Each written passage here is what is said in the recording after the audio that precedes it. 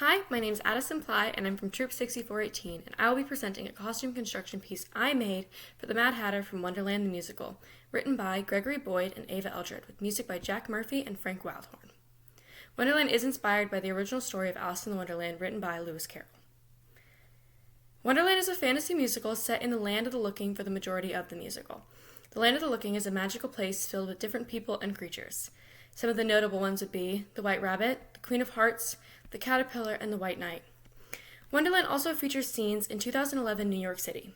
The costumes for Wonderland typically don't have a cohesive time period, and they all differ in fashion styles. Alice and her family are in simple modern clothing during the show. I kept the color palette of the Mad Hatter from previous performances of the musical. The color palette consists of red, black, and white. A lot of the inspiration I got came from the character from the musical, which inspired the open jacket and the corset piece. But the skirt and shirt were inspired by pirates and the puppeteer from Assassin's Creed. One of the things I really wanted to incorporate into this costume was some similarities to fantasy pirates and the puppeteer character in Assassin's Creed. The Mad Hatter is the antagonist in Wonderland, who's using others around her and taking shortcuts to rise to power. The Mad Hatter is also the leader of the Mad Tea Party, a leader of the Land of the Looking Glass. The mischievous, cunning attitude of the Mad Hatter is similar to a pirate or a captain of some sort. The puppeteer is also a sharp, confident, and charismatic character. Having white underneath the costume was mostly inspired by the puppeteer from Assassin's Creed. Adding elements from similar characters to the costume enhances the characteristics displayed by the Mad Hatter.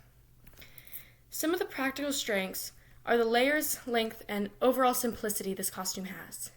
The costume piece has 3 layers that when on stage have potential to get hot. The sheer fabric and the lightweight satin helps with that, but there are specific areas where the fabric could get more stuffy, specifically the bottom area of the bodice above the stomach. There's a thicker white fabric, then the satin, and then the corset, which altogether is pretty thick, and under stage lights has potential to increase sweating and other things. The jacket on the costume is pretty long. The front of it is open, but it can get in the way. Although there's an easy fix for this costume, because the train can easily be altered to fit the height of the actor, the form that I have is able to adjust in height, which helped a lot with that. In the Land of the Looking, a lot of the costumes are very unique and dramatic. The Mad Hatter in some of the productions had a very simple costume, so I chose to go with a more simple costume design. This stands out against the other characters, but can make the character underwhelming when coupled with the Mad Hatter's personality.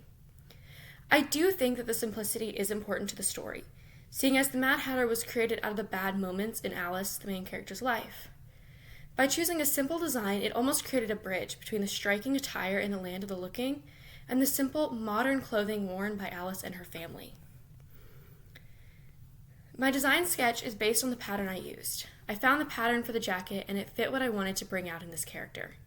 The photo collage is full of photos from the original characters, as well as the puppeteer from Assassin's Creed, and a pirate costume that gave me some inspiration. The pattern I used is a corset and jacket made by McCall's Costumes, pattern 3819. I used 4 different kinds of fabric. For the open jacket, I used a dark red fabric that is a satin texture. I chose this fabric because of the weight. Typically, this pattern would require a thicker fabric, but I wanted a lightweight fabric that almost functioned similarly to a cape. So it would move in a certain way when the character walks, and it also drapes really well. The fabric being thinner also makes it easier to move in and not as hot on stage.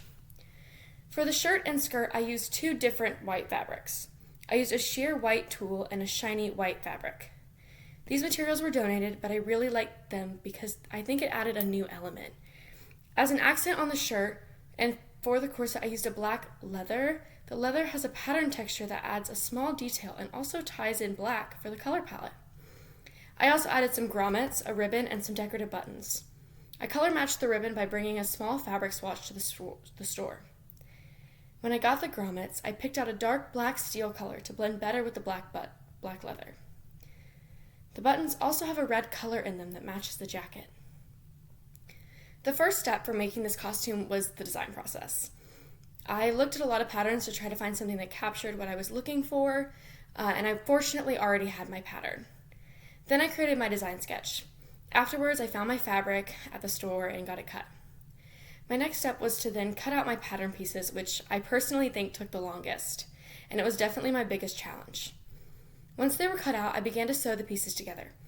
I followed the pattern relatively closely, but once I got the costume on a form, I had to make many alterations in order to fit the costume to the mannequin.